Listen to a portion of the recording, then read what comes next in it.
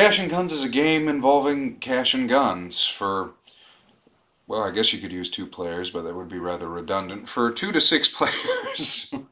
The goal of the game is to both be alive at the end of it and to have the most money. At the start of the round, the game comes with a bunch of money tiles that you'll pick up randomly face down so you don't know what they are, and then you set them out in the middle of the table and everyone gets to see what the round is worth. Everyone then takes one of their cards that they have. Everyone has 8 cards because a game will last 8 rounds. Each round you use one of the cards and then the round will be over. On the very last round you use whatever card you have left. Everyone picks their card, puts it face down, and then they put their gun on top of it like this, and someone counts to 3. 1, 2, 3, and then they point at someone, who hopefully by then they've determined, because you're supposed to point directly at somebody. Everyone then gets to look around for a little bit and see, okay, nothing's pointed at me, everybody's pointed at me, this person has a gun pointed at him, this person has a gun pointed at him. Basically become aware of what's going on. And then, once again, someone counts to 3, but this time you have 2 choices. On 3, you either drop your gun or you keep it pointed. If you drop it, you're basically telling the group that I'm pretty sure I will either get shot or killed this round, so I'm going to back out. You will make no money this round, and you actually get one of these tokens, kind of like a nervous token, I guess you could say. And you step away from the table, and you will not make any money. In fact, for every token you get, you actually lose 10,000. But you won't die. For every token that you get, you will actually lose 5,000, but you won't die, which if you do die, it doesn't matter how much money you have. And then, one by one, we go through the 3 types of cards that come with everybody's hand. The most common one is the click card. 5 of your cards are made up of click cards. They're basically bluff cards. You point at somebody, you flip it, and it shows that, hey, I didn't actually want to shoot you, or I couldn't shoot you this round, it's okay, and nothing happens. Then there are 2 bang cards, which means you shot somebody. So someone will say, okay, did anyone play a bang card? Everybody who did flips up their cards, and it shows that, okay, they've been shot. If a bang is pointed at a bang, it happens simultaneously. And then there is one single bang, bang, bang card. It is the most powerful card in the game, and it actually goes before bangs. So the order would be, did anyone play a bang, bang, bang? Did anyone play a bang? Everyone else must have played a click card. A bang, bang, bang, when it goes off before bangs. So if you were pointing at someone who was about to shoot you with a bang card, you actually do get to shoot them, and they do not get to use their bang card. It is still discarded. At the end of each round, whoever did not back out, and whoever is left standing, if you are shot, you are considered out for that round, takes a split of the money. It's divided up evenly. If it cannot, then an amount will actually stay in the middle of the table. If you are shot, you're given one of these little first aid token markers just so that everyone can see, oh, okay, he has 1 injury, he has 2. If you're hit 3 times, you're dead and you are out of the game. After 8 rounds, whoever has the most money is the winner. Hi, and welcome to the component breakdown for Cash and Guns with me, Jerry. The components for Cash and Guns they're decent. Yeah, they're surprising for me to say. They're decent. I understand a lot of their development went into the guns, and then the idea was to make this game affordable. So how do you make little plastic guns without running the risk of going over budget? So what we've got here are little styrofoam guns, which actually ends up pretty well because they're a bit more durable than plastic would be, and they get the point across, which is, hey. The only downfall is that they are capable of bite marks, which you can actually see. I'm pretty sure this was me right here, chewing on the end of it like this. So one downfall of them, but other than that, you get 6 guns, awesome, a lot of players. The game's relatively affordable too. I think it's like $29.99. Maybe it was higher when we initially bought it, but now, you know, decent. The characters in the game are pretty funny, kind of a little bit of stereotypes on what you would expect out of people carrying guns. I got Tino. He appears to be a Mexican slumlord. He's got money all around his feet, nice white suit. You know, Tino, that crazy kid. I got El Toro. El Toro is my favorite character to play with. I think that he's a take off of Desperado by Robert Rodriguez? Yep, Robert Rodriguez. Pretty sure he's a takeoff the guy with a gun and his guitar, Antonio Banderas. Because take a look at him. He's got a guitar gun, obviously, which it's a confusing mix of lever action and sniper rifle. He's also wearing a delightful hat and has a wonderful mustache, too. And he's just chucking away shells in his poncho there. Mr. Black is their token white guy in this because if you'll notice, they've only got one other white guy, and he's a stereotype too. So this guy is supposed to be, I guess, the breakout non-stereotype. He's got a nice little pistol. His shoes are super dorky, and he's wearing a leather jacket, of course. Mr. Black is his name. This character is one of the worst named in the actual game. Mr. Black. How on earth is this gentleman a mister? This is Scuggs, okay? This should be renamed Scuggs. Scuggs. Over here, I have the other white guy in the game. His name is Igor. He looks like your typical apocalypse-hoping gun nut living in a bunker with his year supply of food and toilet paper waiting for the world to end. So a lot of people around these parts. It's true, America. So he's Igor. He's got his gun in his pants. Eloquent. He's fat, tattooed all over. He has only a little bit of hair. He kind of looks like he was an old Marine that just kind of pudged out over time, and he's just waiting for the world to end. He seems like the guy who should have a sniper rifle. Then over here I've got Huggy. Huggy. He is the only black character in the game. He's wearing a delightful head bandana. He looks like he's stepping straight out of the 70s, except that his sneakers. He's wearing 90s sneakers. So that's Huggy. And of course, on the Japanese end of it, because y'all get something too, is Lotus. That's right, her name is Lotus. She's wearing some sort of ponytail. Obviously, she looks like an Asian assassin, and a very, very scandalous dress. Lotus. So those are the character breakdowns. Kind of interesting. They border on the ridiculous and a little bit stereotypical, but it's what it is.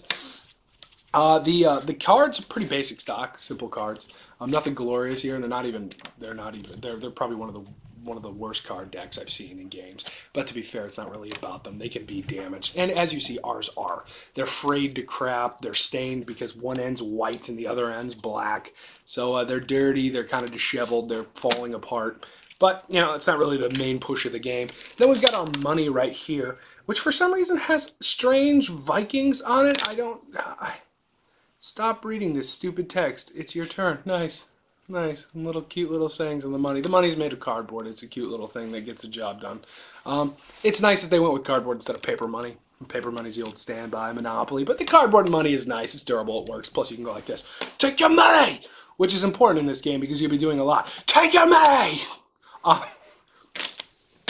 And that is a component breakdown. We got our little things of cardboard. All in all, pieces decent. A lot of the production went into the guns, I assume.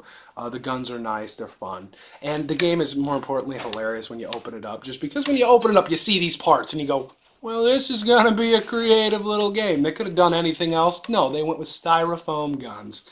Wonderful. And that was a big selling point of it. So, component breakdown. Components are good. Well made. Little stereotypical on the character side, but I don't see anybody complaining. Yeah, except me.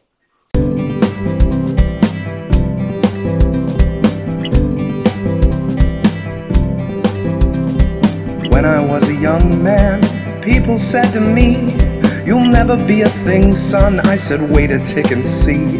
I'm gonna make some money, and then I'll have some fun. I'm gonna come back round around this town and buy myself a gun, 'cause I've got cash and guns.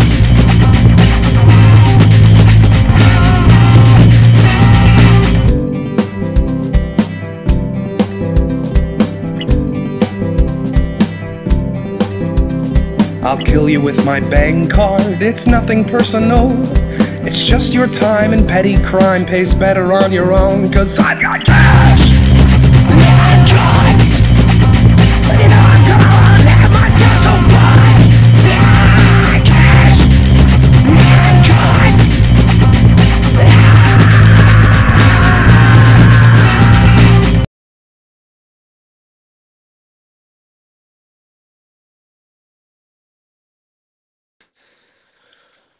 Whew. Cash and guns. That was exciting. Yeah. What'd you think of that original song? Fantastic. It's one of my favorites. I want to go out and get some cash and guns right now. Right. I love that one. I just love it for the line. This ain't your time. Petty crime pays better on your own. I love that line. Yeah. Hey, look at me admiring my own work. It's American. Like cash and guns. An American game. Even though it's not. Didn't you originally buy this at Gen Con? No, I demoed it at Gen Con. Yeah, we demoed it when it was brand new. I saw people holding orange guns, and I'm like, what is this? Yeah. I want to try this. Which is ironically what happens every time I pull the game out. Yeah. If you've never played it before, or you have, and then you want to play it again and again. Since then, it's kind of exploded. I mean, it's a relatively popular, well-known game. I can buy the expansion on Amazon with my Prime shipping. Awesome! And I did for your birthday. And thank you. Yeah, that was a couple of years ago. Yeah. So, Cash and Guns. Cash and Guns. It's a decent game. Yep. It's fun. It's quick. It's annoying upon many repeats. Yeah, especially because all your friends will want to play it again and again and again. Yeah. And another time. Yeah. And even when you're sick of it, they'll want to pull it out again and again. And the Yakuza expansion only does so much for it. I mean, they can keep strapping on expansions all they want, but they're only adding more fun weapons. And I am totally okay with this. Yeah, I just want to make that clear. Don't get me wrong, I'm cool with the expansions, but the thing is the expansions don't add much in terms of gameplay. The Yakuza one added, what, superpowers?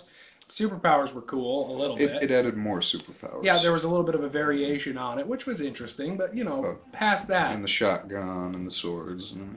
I mean, what am I expecting? I'm being over. We're rambling, America. We're sorry. I'm being overtly critical. I'm expecting this game to, with an expansion, turn into an elaborate mind game. It's not that. It is a fun little. It's a fun starter game. We love to use this for people who don't play very much. Heck, we love to use this as a way to start off a gaming night, like a longer gaming weekend. We'll start this off. It's a nice little appetizer before the main course. Plus, it gets everybody really, really ready to start shooting one another, which is the mentality you need to play any board game. Exactly. Let's just start it off, get everyone riled up and angry, and put a gun in their hand. Yes, exactly. It's America. It's the American It's America. Way. What's your rating? I may actually surprise you. Cash and Guns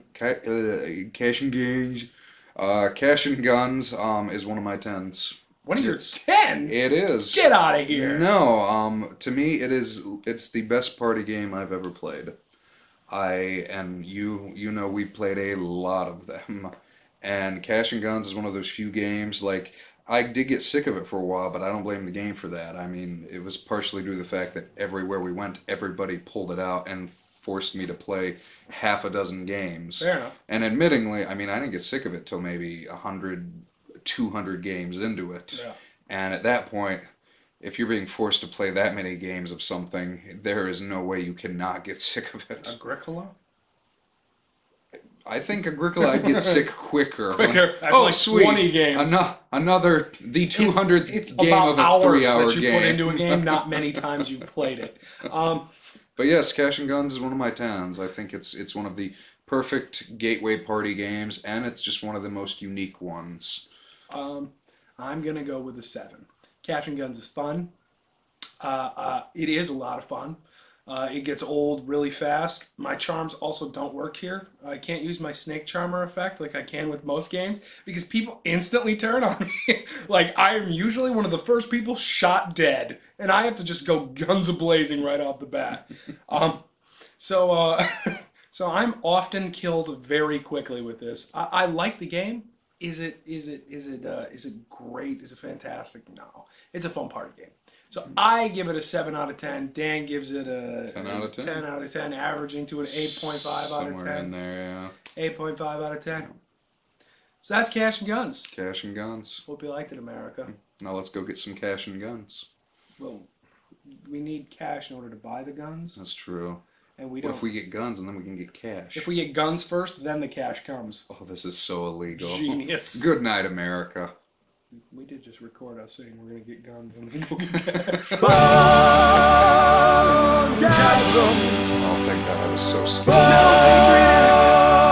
Boardgasm.